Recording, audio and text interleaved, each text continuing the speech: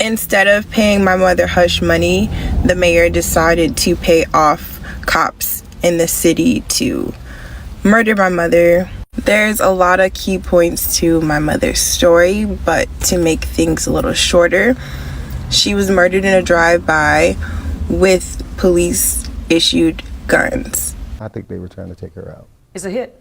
It's a hit. Execution. Absolutely. 6 months before that car got lit up, she danced at a party the whole city swears never happened.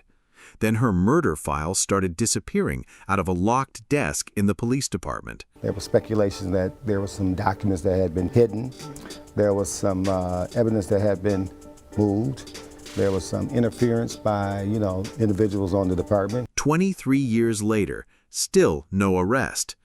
But before we get into Tamara's story, let's start with this one first. So let's go to Zanzibar. Her name was Ashley Robinson, but the whole internet knew her as Ashley Janae, and she was 31 years old, a lifestyle influencer with roots in South Jersey and Philly, who built her name out of Miami. If you have scrolled through Instagram in the last few years, you have probably passed her page without even knowing it, because her whole thing was what people call the soft life, living in peace, travel, nice clothes, and rest, instead of grinding yourself down to nothing. She had somewhere between 70,000 and almost 90,000 followers, and every post was basically one long argument that a black woman deserves ease. And she worked for that page because she was doing fashion partnerships and modeling, and even showed up as one of the brides in Drake's Falling Back video back in 2022. Before any of that, though, she was working as a bottle girl in a Florida nightclub, so nothing about her life was handed to her. She built the whole thing herself, one post at a time. Now, let me introduce you to the man she was with, because this is where the story turns. Who is this fiancé? Joe McCain, that's his name. Joe McCain, he is the founder of Asymmetric Financial. Joe McCann, 45 years old, is on paper, this man is heavy.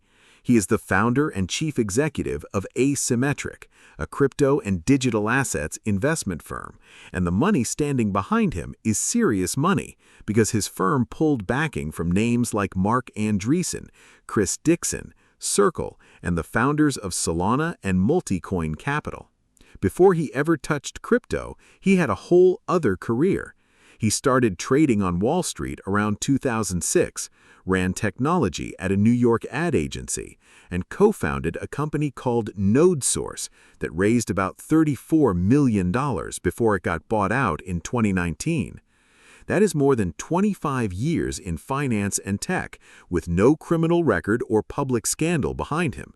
So there's nothing in his paperwork that makes you look twice. The two of them had been together about a year by then, and it looked like the real thing from the outside. They posted their anniversary in November of 2025, attended a Portland Trail Blazers game, and took a ski trip up to Bend, Oregon. These were all the normal couple stuff you post because you're happy and you want the world to see it. Then came the trip that ended everything, because in early April of 2026, the two of them flew out to Zanzibar, Tanzania for her birthday. She was turning 31 on April 5th, and somewhere out there on safari, this man got down on one knee and asked her to marry him, and she said yes. Ashley is in Tanzania celebrating her birthday, and she got engaged and everything. Dude proposed to her. Got down on his knees in the middle of the jungle and proposed to her. And, they were all, just so happy. Janae and Joe celebrated her 31st birthday on April 5th, 2026. The same day they got engaged while staying at this upscale resort. Her last public post went up that same day, showing the ring and the birthday together. And the caption said she was exactly where she needed to be. That is the last thing this world ever heard from her in her own words. Now stay with the timeline, because this is where the fairy tale falls apart. They checked in to Villa 25 at the Zuri Zanzibar Resort in North Unguja on April 6th. This was a luxury villa on the coast, and she had the ring, the man, the birthday, the beach, and a whole audience watching her live out the exact life she had been telling them was possible. 2 days later, on April 8th, everything went sideways because there was a dispute between the two of them around the middle of the day. Hotel management got told about it, and staff moved Joe out of the villa they were sharing and put him in a whole different one in Villa 65 while they tried to help the couple work it out. Other reporting says witnesses, including hotel staff, described the couple as having fought often, and that the argument that night got heated enough that management separated them for safety, moving him to a villa about a 10-minute walk away. Ashley also called her family about that argument that same day, so this was not something she was hiding. And then that same evening, at around 8:59 at night, hotel staff doing their normal rounds found her unresponsive in the room, which was 3 days after the proposal. What's up, family? 31-year-old Ashley Janae was found dead inside of her hotel room while on vacation in Tanzania with her fiance, a fiance who is suspected by many people of murder. So let me give you exactly what the official record says, then what her people say, and you can hold both of those in your hands at the same time and decide for yourself. The official version started with him because he's the one who told them what happened.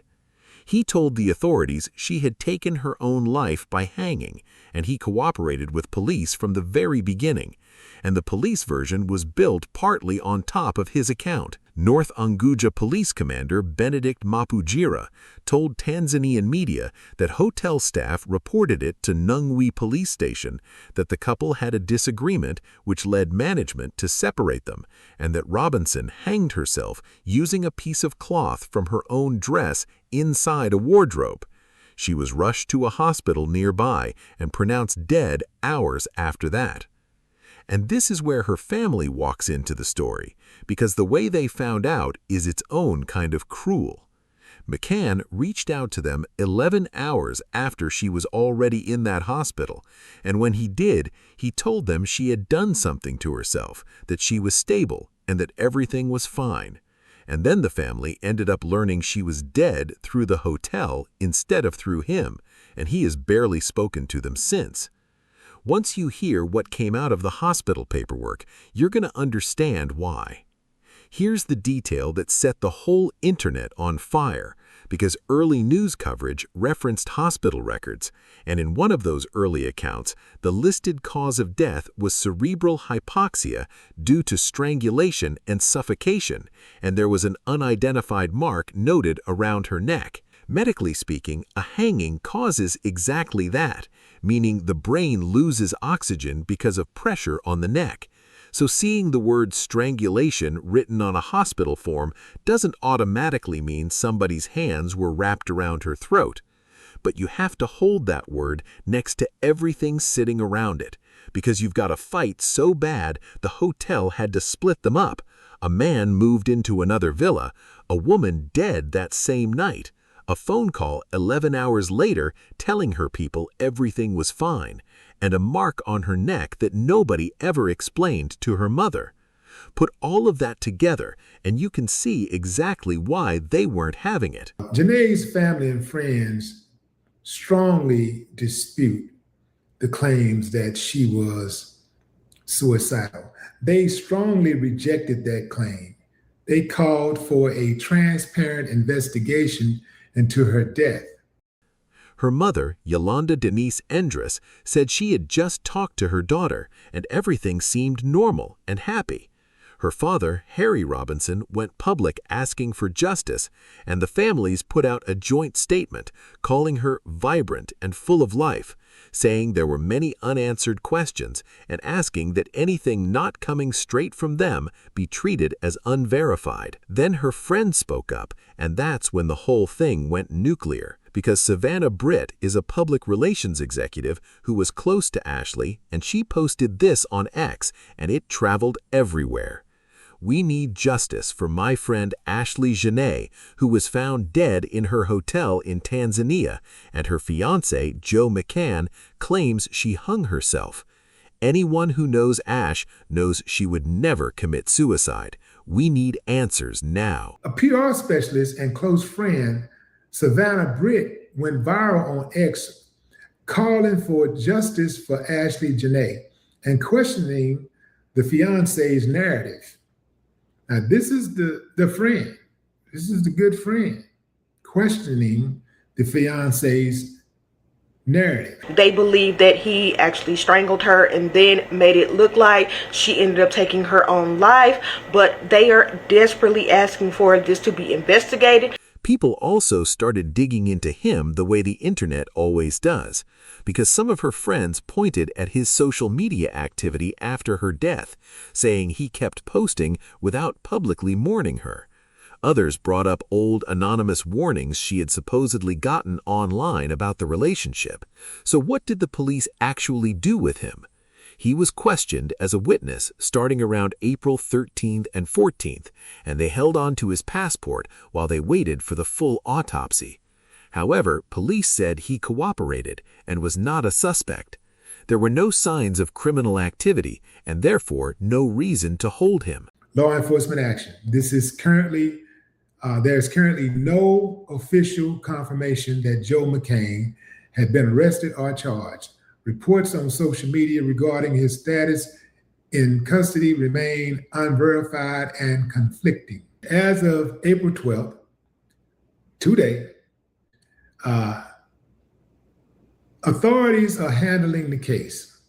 No official autopsy findings or cause of death have been publicly confirmed by the government, and no arrests have been announced. Her family didn't sit still through any of this because they flew to Washington, D.C. and pushed the State Department, and they asked the resort for its surveillance footage so somebody could finally build a real timeline of that night. They raised over $64,000 on GoFundMe to bring her body home and bury her. Late in April, her remains finally made it back to New Jersey, where the family paid for an independent autopsy of their own. Then in June, the answer came down, and it was not the one they were praying for.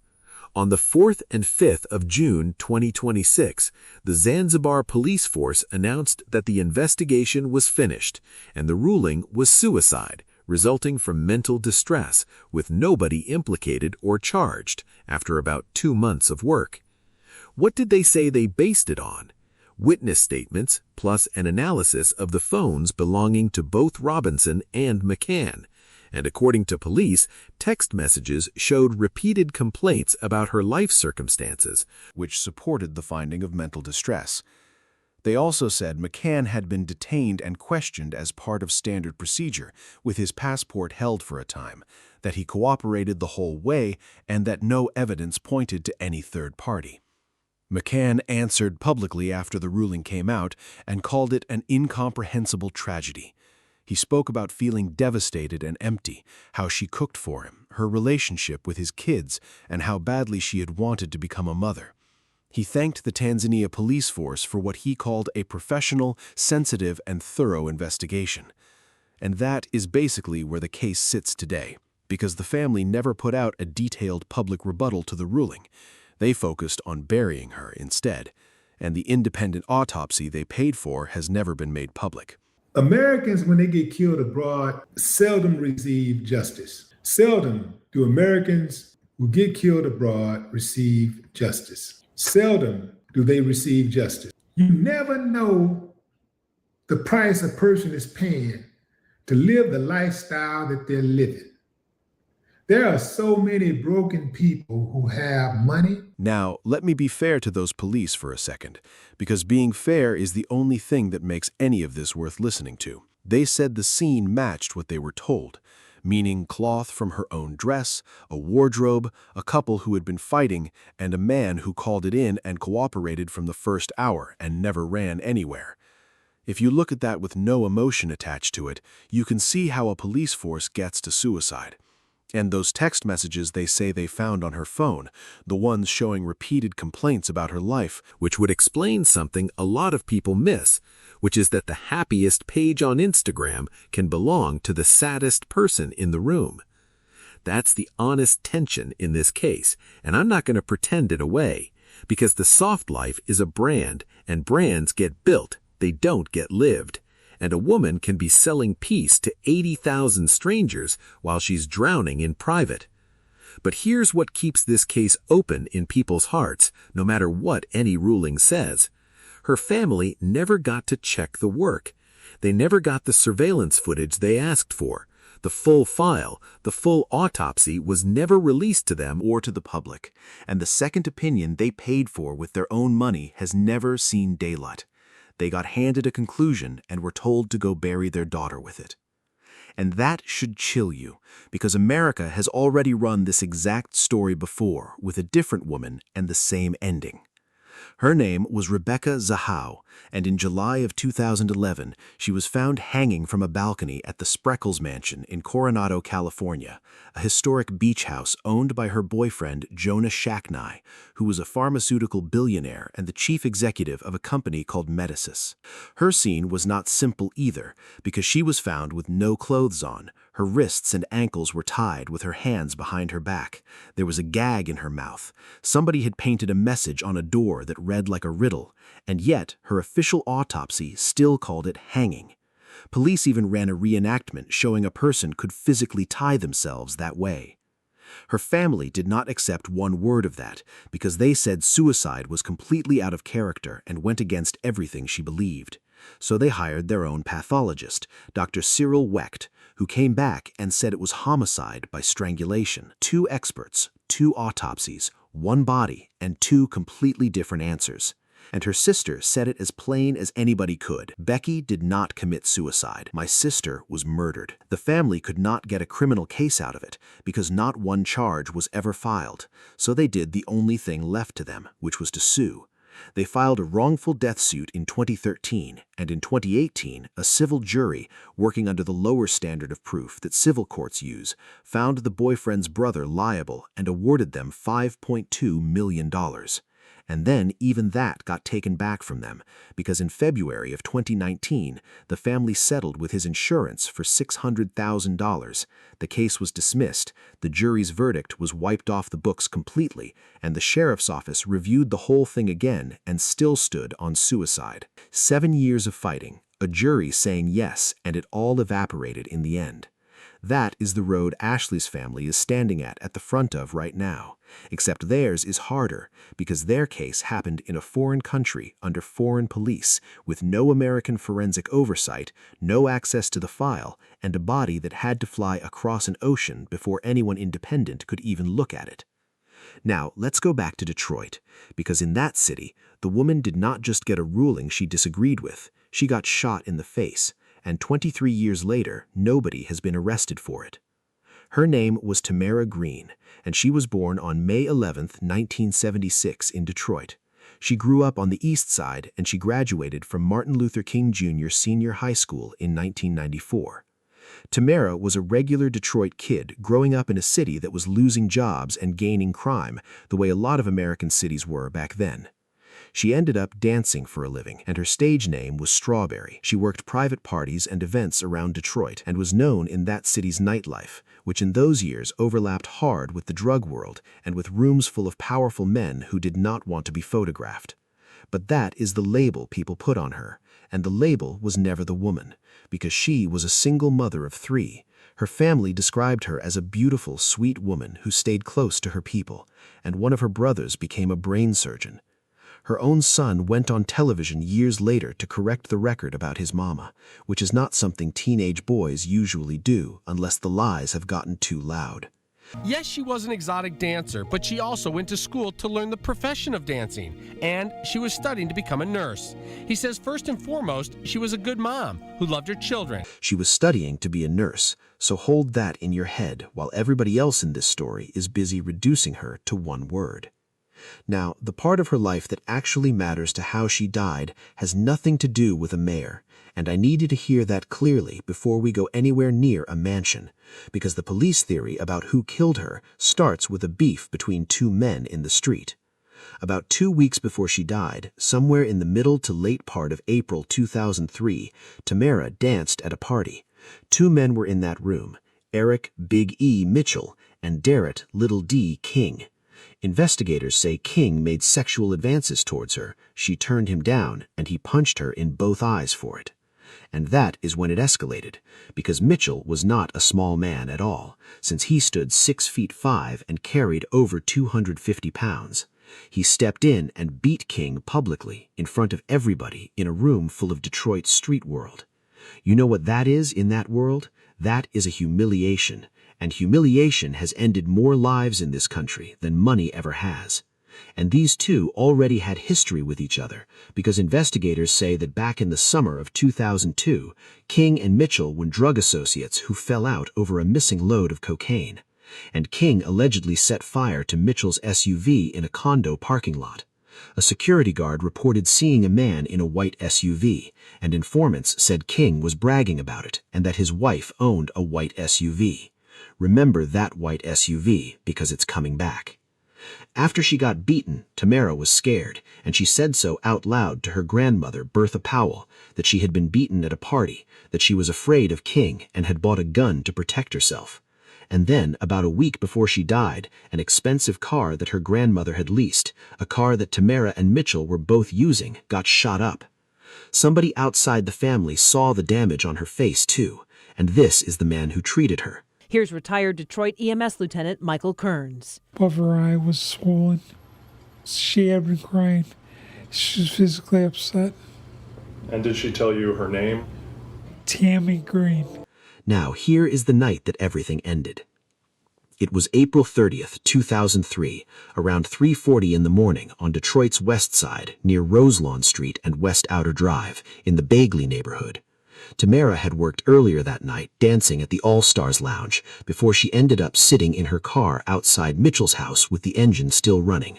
In the early morning hours of April 30th, 2003, it was pitch black, but all was quiet after 3 a.m. on Detroit's west side. Tamara and her boyfriend, Eric Mitchell, were chatting in her car when all hell broke loose. A mystery man with a pistol sprayed a barrage of bullets from a .40 caliber gun. A white SUV came around the corner. A left hand came out of the driver's side window holding a pistol, and it just opened up on that car, leaving at least 12 shell casings on the street. Green got hit multiple times, and the medical examiner's report cites 3 gunshot wounds, including to her face and neck. She slumped over the steering wheel with her eyeglasses broken, and because that car was still in drive, it kept creeping slowly down the street with her body inside it. She was 26 years old, with 3 children waiting at home for her. Mitchell caught about 5 shots himself, but he ducked down and he lived through it. After it was over, he climbed out, called a friend, and got help from a neighbor. And when officers pulled up, he gave them 4 words, and those 4 words were that it was Little D. Now here is where the case should have gotten simple, and instead it turned into the biggest circus Detroit has ever seen. Because on May 21st, 2003, an anonymous tip came into the police that connected Tamara Green to a rumored party at the Manoogian Mansion, which is the city mayor's official residence. The rumor said strippers had been brought in, that heavy drinking and drug use were going on, and that the mayor's wife, Carlita Kilpatrick, walked in, caught her husband in a compromising position with one of the dancers, and physically attacked that dancer. In the rumor, the dancer was Tamara Green. Slow all the way down with me here, because this is exactly where most people telling you this story start lying to your face. That party has never been proven to have happened. The Kilpatrick administration's position was flat and permanent that the party never happened. There was no party. Absolutely was no party. Michigan Attorney General Mike Cox and the Michigan State Police looked into the rumors around 2003 and found no evidence the party ever took place. And Cox described the claims as having all the earmarks of an urban legend. Green, an exotic dancer, was shot and killed months after she performed at a rumored but never proven Manoogian Mansion party. Was there anybody who claimed they were there? Yes. One man, years later in the civil lawsuit, named Wilson K. Jr., said he was a motorcycle club member working security and swore in an affidavit that he attended that party. that he saw Kilpatrick, the mayor's father, and even the Attorney General Mike Cox there getting a lap dance, and that he witnessed Carlita assault Green. Cox denied every bit of it, especially while he was running for governor in 2010, and no charges ever came out of that affidavit, and nothing inside it was ever backed up by anything besides the affidavit itself. The investigation went to Detroit Homicide Squad 8, led by Sergeant Marion Stevenson, and from the moment that mansion tip landed in May, the case stopped being about a dead mother and started being about a mayor. Here is what officers later swore under oath happened to that investigation, in affidavits and in a federal lawsuit. Stevenson's computer notes got erased. Physical files, including floppy disks, a spiral notebook, and handwritten notes, got stolen out of a locked desk. Green's cell phone went missing from the crime scene. The case got shipped off to the Cold Case Squad in March of 2004, which is unusually fast. And that move was approved by the police chief at the time, who allegedly said to put the file away in a safe place. Key personnel got transferred into lesser positions. Crime Stoppers tips got kept away from the investigators, and city officials destroyed emails from roughly August 2002 to June 2003, after a judge had already ordered that they be preserved in related litigation. There was speculation that there were some documents that had been hidden. There was some evidence that had been moved. There was some interference by, individuals on the department. And one homicide lieutenant took it further than anybody else was willing to go, because Lieutenant Alvin Bowman claimed in an affidavit that he suspected a Detroit police officer was the shooter, and that high-ranking officials deliberately sabotaged the investigation, and that he himself got transferred out after he asked too many questions. Why would a cop even think something like that? It comes down to the gun, because the weapon was suspected to be a .40 caliber handgun, which happens to be the same caliber as the one the Detroit Police Department issued in its Glocks at that time. But hear me clearly on this one, because .40 caliber handguns are extremely common and are not police property. No weapon was ever recovered, and no ballistics match to any specific gun has ever been made public, so the caliber alone proves nothing. In a city where files were walking out of locked desks, though, people did not need proof to start believing. So the family sued, and notice what they sued over, because they did not sue anybody for the murder itself. Green's 3 minor children filed a federal lawsuit against the city of Detroit and Kwame Kilpatrick, asking for $150 million, claiming the defendants conspired to block them from the courts by obstructing the murder investigation to protect the mayor and bury the party's rumor. Their attorney, Norman Yatoma, put the whole theory of the case into one sentence. We haven't accused Kwame Kilpatrick of being the trigger man. So even in the event that Derek King was the shooter, that means absolutely nothing to this case. This case sues Kwame Kilpatrick and the city of Detroit for covering up the murder investigation, not for committing the murder. And then in 2010, the city's own paperwork turned into a weapon pointed back at them because they accidentally filed a private court document out in public, 68 pages laying out their version of who killed Tamara Green. They claimed that she got caught in the crossfire of a drug feud, that Derek Little D. King was the shooter, and that King had actually been aiming at Eric Mitchell, the man sitting in her car. Her son found out about all of that from the newspaper instead from a detective. Jonathan Bond never received a phone call. No one from Homicide or the city law department showed up to share the critical information with the victim's family. Not a word. I'm shocked that they wouldn't tell me. And that same young man pointed at the one thing nobody in that courtroom could really explain away. Jonathan Bond says his mom was the target. My mother took 3 shots, okay? 3 perfect shots, okay? While the car was moving, okay? Now, these type of shots, it was impossible to be accidental. He also caught the city in its own timeline, and this part is genuinely hard to argue with, because the family's attorney produced a letter from a city lawyer dated January 31st, 2010, which said Green's killer remained on the loose out there somewhere, except Derek King had been locked up since 2005. So which one is it? Because either your killer is sitting in a cell or your killer is out on the street, and the city's own lawyer is the one who wrote it down. Police went to Derek King. He denied it. Police said, then take a lie detector test.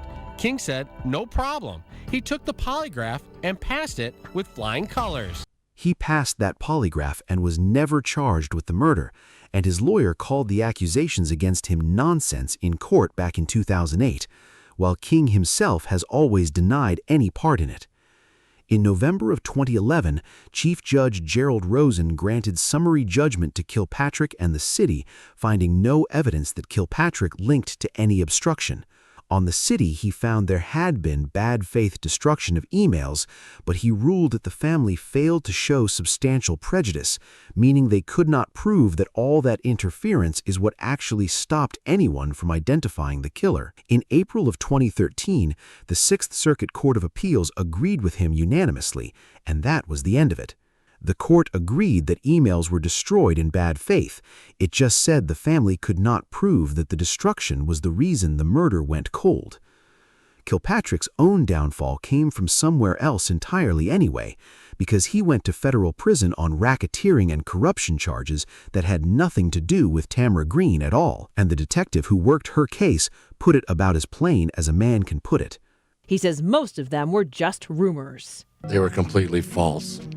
If the mayor was involved, I'd gladly have put a pair of handcuffs on that man for what he did to the city of Detroit, but he wasn't. Even the investigator who believes this was a hit will not put it on the mayor. Now, there's no evidence to prove that, and I believe firmly in evidence. There's no evidence to prove that. Now, did he have some involvement or something like that? Maybe he did. I feel like if he didn't do it, he knows who did. And through all of that noise, the person who lost the most was the little girl who was 7 years old the night it happened. I say that I hate them. I do. I hate that my life's the way it is because of something they decided to do. My mom's case kind of got shuffled under the rug. Everybody was focused on, was there a party? Was there a bunch of strippers at the party?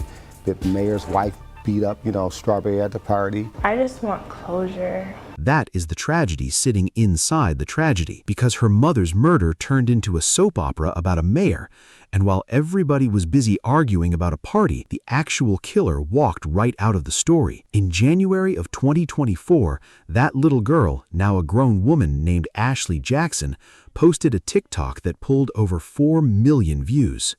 There has been many podcasts, news channels reporting on my mother's story, a book written, a play produced, but after so many years of trying to fight for justice, I have been a standing lone wolf and I've grown very tired.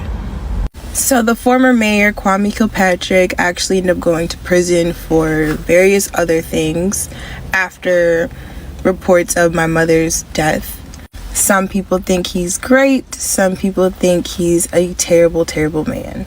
But thanks to Donald Trump being his longtime friend in that industry, he pardoned him a few years ago. So now the man responsible for my mother's murder is just living his happily ever after life. Even her own family's attorney, the man who sued the city on her behalf, will not go that far with her. Do I think Kwame Kilpatrick hired police officers to kill her? No, I don't.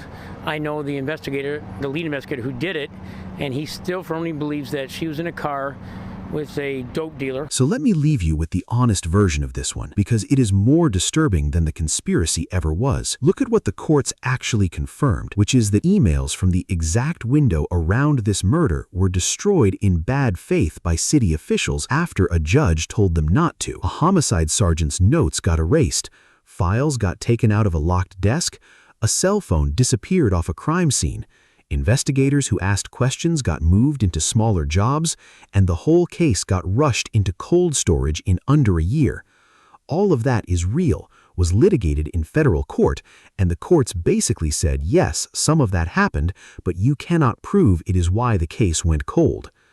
Detroit police still say the case is open, and the reward pool has climbed past $100,000 after an anonymous donor put money in back in 2018, and nobody has been arrested for any of it. Which brings us to the third woman, and this one hurts differently, because she was not in a nightclub.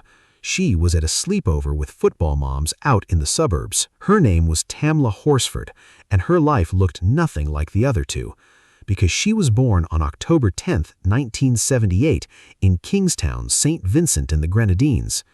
Her family brought her to the Bronx, New York in 1989 when she was 11 years old, and later on she moved to Florida where she met her husband, Leander. Together, the two of them had 5 sons, Jaden, Peyton, Gavin, Braden, and Mason, plus her stepdaughter, Akishma. About 5.5 years before her death, the family moved to Cumming, Georgia, out in Forsyth County for her husband's work. She was a stay-at-home mother, and by every account she was the loud one at the games and the fun one at the party, the woman everybody drifted toward. Her husband said 3 things about her.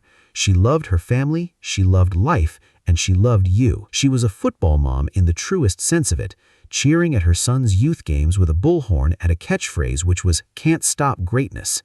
She was 40 years old. On Saturday, November 3, 2018, she spent her whole day at home, cooked for her husband and her boys, and then went out for a rare night to herself at an adult slumber party. It was a birthday and football mom's night hosted by her friend Jean Myers at a house on Woodlet Court, the entire point of making it an overnight so nobody would have to drive home after they had been drinking. She got there around 8 in the evening, carrying a bottle of tequila as a gift and a small overnight bag, and changed straight into a white one-piece pajama set with gray paw prints on it, a hood with little ears, and socks covered in stars. The group was about 12 or 13 people, mostly women, plus 2 men who stayed the night, meaning the homeowner's boyfriend, Jose Barrera, who worked as a pre-trial officer inside the county court system, and Tom Smith, whose wife was also at the party. Tamla Horsford was the only black woman inside that house. The night itself was normal by every account, because they watched the LSU and Alabama game, ate and drank heavy. Around midnight, the whole group sat down at the living room table and played Cards Against Humanity for about an hour, and the photos and videos from that hour show her smiling and laughing and fully in it. And at some point, she even FaceTimed her husband and her kids so everybody in the room could meet her family. We had a girls' night. We were all just drinking, and we played Cards Against Humanity. In photos released by the Forsyth County Sheriff's Office, Tamla Horsford is smiling alongside several other women on the night of November 3rd at a home in Cumming. Short cell phone videos appear to show everyone having a good time and laughing. She was the only smoker in that house, so she stepped out onto the back deck several times through the night for a cigarette, leaving her butts sitting on the ledge. She smoked a little weed out there too and got teased about it. The homeowner's aunt admitted to investigators later that she was out there smoking with her. Do you know of anybody doing any drugs while you were there? Yes. And who was that? Tam and I, we smoked a joint outside on the back patio. She drank her own tequila all night, mixing it with soda or water, and witnesses said all the women in that house were drinking heavily and that Tamla was the life of the party, a seasoned drinker who didn't even look particularly drunk. That back deck matters to everything that comes next, so let me give you the actual measurements the crime scene unit took. The railing stood about 3 feet and 1 inch high off the deck surface, and from the top of that rail down to the ground was 14 feet and 10.5 inches, with the rail itself about 5 inches wide. There were stairs at the far left end leading down to the patio. Now here is the timeline, and the only reason anybody even has one is that the house had a security system that logged every time a door opened. At 1:30 in the morning, the homeowner and her boyfriend went up to bed while Tamla was still awake downstairs and told them she was heading out back for a cigarette and would be back in a few minutes to sleep on the sofa or in one of the kids' rooms. At 1:47, Bridget Fuller got picked up by her husband and left, and was the last person to see Tamla alive. She said Tamla was downstairs by herself eating a bowl of gumbo and had said she was going to smoke one more cigarette and then go to bed. Then the door log takes over the story, because at 1:49 the back door opened, at 1:50 it closed, and at 1:57 it opened again and never closed after that. And that 1:57 in the morning is the last recorded thing that ever happened to Tamla Horsford. There were no witnesses to the fall. Most of the other party goers had already gone to bed at that time, and she was on the deck alone. People kept leaving that house through the rest of the night because one woman left at 4:10 in the morning for work, another left around 7:45, and Tom and Stacy Smith left around 8:30. Not one person reported hearing anything at all while she was lying out in that backyard the entire time. Tamla was face down in the grass in pajamas with paw prints on them, and nobody looked out a window for almost 7 hours. That is the detail that breaks people, and it's not the deck or Takima, it's the 7 hours. At around 8:45 in the morning, Madeline Lombardi, the homeowner's aunt who was living at the house, got up to make her coffee and looked out the basement door the way she always did. So I was standing there making my coffee, and as a habit, I always go to the window and just look what kind of day it is. And I was making my coffee and I saw Tam laying out in the grass. And the reason why I knew it was Tam, because she had on fuzzy Dalmatian pajamas. This is so weird. Why is she laying down in the grass? And it's like, then I started thinking, it's cold out there. So then I ran upstairs to my niece's bedroom, which is on the 3rd floor, and I knocked on the door. I thought that the shower was running and she couldn't hear me. I ran back down to the basement to look out the door because I thought, well, maybe Tam moved. And she was in the exact same position, face down. The call to 911 came in at 8:59, and the first version of this whole story got told right there on that phone. We had people over last night. We were drinking. Most of us went to bed. One of them stayed on the balcony. She was drinking, and we just went outside, and she's laying face down in the backyard. It looks like, I'm guessing, maybe she fell off the balcony, but she's stiff. Then the boyfriend took the phone. Hey, have y'all checked to see if she's breathing? She's not moving one bit. She's not breathing. I just try to assess her, touch her. She's completely face down in the yard. She is stiff. How far is the where she would have fell from? How far is the deck from the ground? I would probably say maybe 20 feet. Okay. 20 feet from where your feet would be on the railing. The railing itself is maybe 3.5, 4 feet. That word stiff is doing a whole lot of work in that call because rigor mortis had already set into her body, which means she had been out there for hours before anybody found her. Deputies rolled up at 9:07 and secured the backyard as a crime scene and found her face down at the base of that deck, head pointed away from the house and downhill, feet pointed back toward the house. And up on the deck floor, there was an unlit cigarette and a lighter in her brand, which means she went out there to smoke and never got the chance to light it.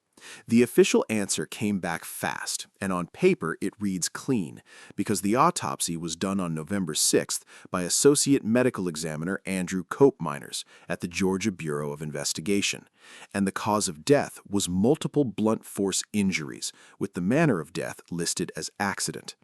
Her injuries were brutal because there was bleeding on her brain, a fracture of the second vertebra in her neck with a partial dislocation at the base of the skull, a laceration to the right ventricle of her heart, which the medical examiner described to detectives on the phone as a torn heart muscle, a right wrist that was dislocated with the bone breaking through the skin, and cuts across her face, her hands, and both of her shins. And those shin injuries got matched at the scene to a thin metal landscape divider sticking up out of the ground right where she landed. Then came the toxicology, and it is heavy. The GBI's toxicology report released on Wednesday showed Horsford's blood alcohol level was .238, and she also had Xanax and marijuana in her system. The medical examiner and investigators determined Horsford fell from the deck 10 to 15 feet above the ground and died from multiple blunt force injuries, and her death was ruled an accident. .238, which is almost 3 times the legal driving limit, plus marijuana in her system, plus a trace amount of Xanax, under 25 micrograms per liter. And that Xanax has never been explained to this day.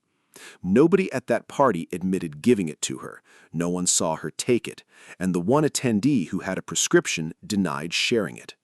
The medical examiner did rule one thing out completely, though. In his phone call with investigators on November 6th, he said it would have been impossible for her to get those injuries from a ground-level fall, pointing at the broken neck, the bleeding on the right side of her skull, and the torn heart muscle. Which means she did not simply trip over something in that yard, because something took her from a height. The Forsyth County Sheriff's Office closed the case on February 20th, 2019, saying that no evidence or injury patterns indicating an assault or foul play were noted by anybody, after about 30 interviews and over 300 man-hours of work. As far as the county was concerned, that was that, but the internet was not closing anything.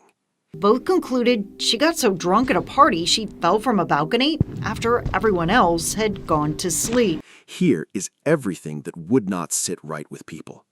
The first thing is that nobody in that house even tried to save her. But like an ambulance didn't come. We just saw her come out in a body bag. No one tried to roll Tamla over to render CPR.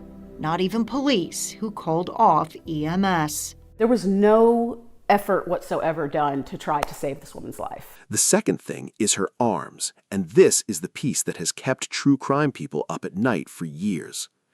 And even more unusual, how the homeowner and her boyfriend found Tamla's arms.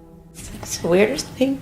She was face down, but like her arms were down like she just face planted is the best way I can describe it. So her arms were like by her side? Yeah, they were by her side, palms up. It's a question we heard several times in the investigation because when you look at the scene photos, Tamla's left arm is actually off to the side, bent, her fingers curled under. 2 people said both arms were down by her sides, but the crime scene photos show her left arm out and bent, which means somebody moved her or somebody remembered it wrong.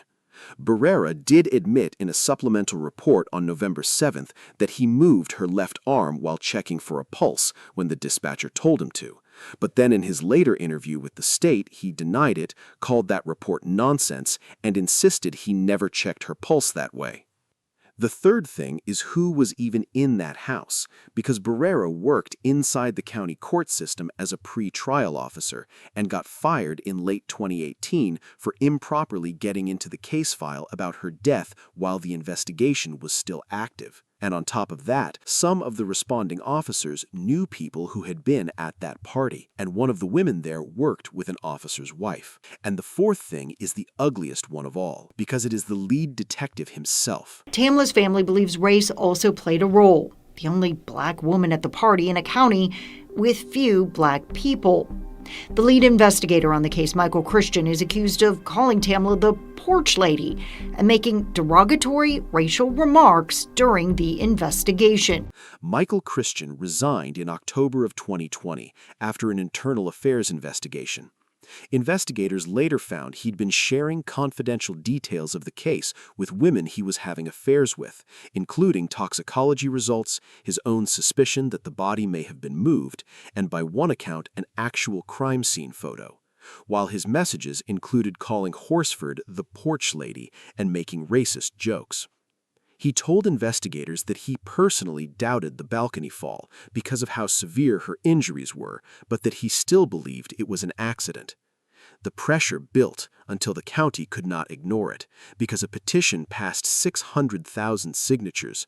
Protests came through during 2020, and on June 12th of that year, the sheriff formally asked the Georgia Bureau of Investigation to take the case over and re-examine everything. They took about a year with it and re-interviewed witnesses.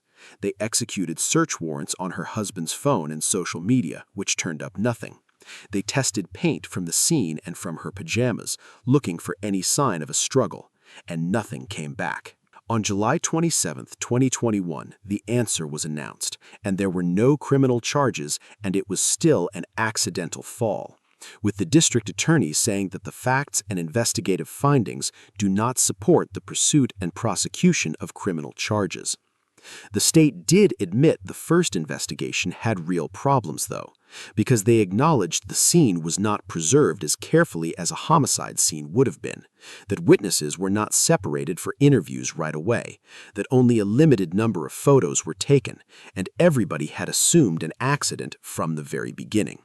So they admitted they treated it like an accident before they ever knew it was one, and then they turned around and told this family the answer was an accident. That's when the family paid for their own autopsy, and in May of 2022, they put it out in public for the first time. We also got access to something that is not in the GBI's report. For the first time, the family is making their independent autopsy public. In it, Dr. Adele Shaker says the dislocated wrist mentioned in the GBI's report is actually a compound fracture, and the fracture in her spine isn't a fracture at all. And to him, what is most important is what the GBI's medical examiner did not find. There is no evidence of any significant injuries to the skull bones. In Dr. Shaker's report, he says the lack of broken bones in Tamla's skull make him skeptical that she died falling from the second story of a building. He also said the cut on her right wrist looked like it happened after she was already dead, pointing to how little blood was at that scene and the fact that the blood staining showed up on the opposite sleeve from where it should have been. Her best friend has never moved off her position for a second. Do you believe somebody murdered her? I do believe that her life was taken from her, yes. Best friend Michelle Graves says a family-hired medical examiner found extensive injuries all over her body. But it's impossible to get the injuries that she had from one fall. And the attorney fighting for her husband said the one sentence that honestly sums up all three of these cases at the same time. I know this was a homicide. The problem is I can't pin it on anybody because I don't have a badge and I don't have a gun. Ralph Fernandez told reporters he believes it was a homicide, but that he cannot prove it without a badge, and also admitted the family refused to hand the full independent report over to the state and only gave them a summary because they didn't trust anybody who had already touched this case. To be fair to the state, they never got the full report, so they never fully reviewed it, and no charges came, and no case was reopened behind it. This case is just beginning as far as I'm concerned. I haven't been able to grieve her because I've been trying to fight for her justice for 3 years. I have to know the truth. Now let me line them all up next to each other, because this is actually what I want you walking away with today.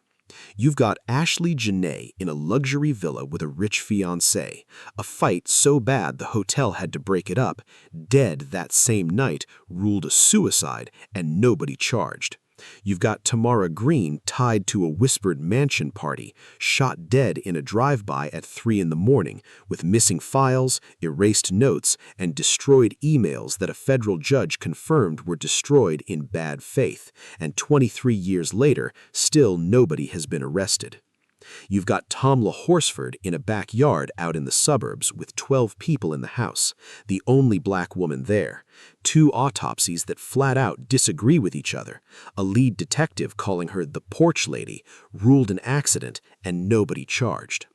And standing behind all 3 of them, you've got Rebecca Zahau hanging from a balcony in a California mansion with her hands tied behind her back, ruled a suicide, and nobody was charged.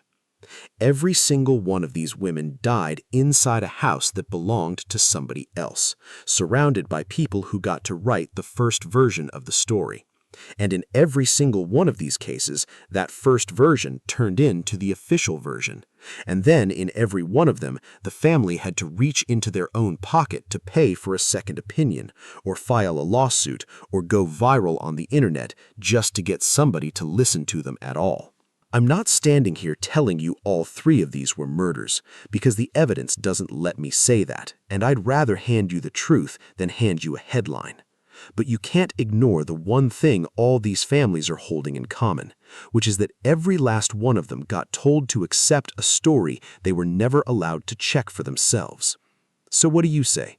Drop a comment and tell me which one of these three you cannot accept, because I already know which one I cannot let go of. Now, if you've never left a comment on any story I've shared on this channel, this is the one I'd love to hear your thoughts on. Your comment could help another mother, another family, or someone facing a similar situation.